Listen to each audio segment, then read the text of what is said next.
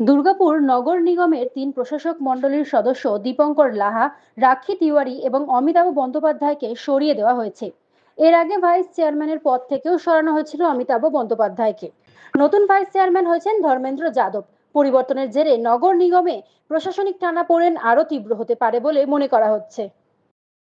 নিয়োগ হয়েছে প্রায় 3 বছর আগে, কিন্তু আমরা দেখছি গত কয়েকদিন কি বলবো, প্রায় 1 মাস টানা যা বৃষ্টি হচ্ছে, এবং বৃষ্টির মধ্যে আমরা জানি পিচের রাস্তা খুব তাড়াতাড়ি মানে ক্ষতি হয়, রাস্তা ভেঙে যায় তাড়াতাড়ি।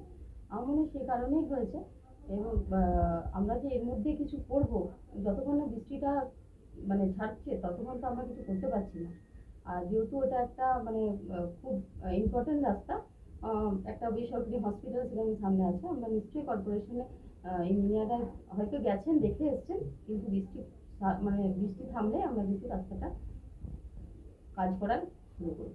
করা যাচ্ছে কারণ আমরা দেখেছি অনেক জায়গাতে, এবং আমাদের সামনে তো দুর্গাপুজোও আসছে।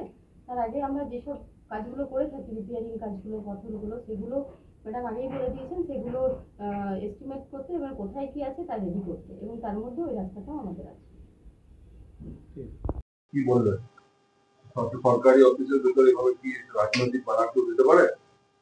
আজকে 25 তারিখ, ধুলোড় হয়ে গেছে। কবে 21 জুলাই গেছে, খবরে দেখুন সিপিএম বিজেপি লাগিয়েছে বলে আমাদের নাম দিচ্ছে।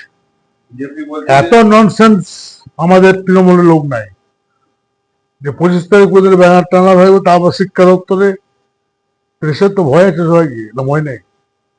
তো ওরা প্রেসকে দেখাবার জন্য এসব করেছে। খবরটা লেন ভালোভাবে, আমাকে এসে ঘুরে বলবে। ওই দায়িত্ব নিয়ে বুঝি সব সিপিএম আর বিজেপির কাজ, কোনো কিছু তো পাচ্ছে না, ওরা এসবগুলো করে আসবে। সরকারের কাছে কালী হ্যাঁ হ্যাঁ হ্যাঁ,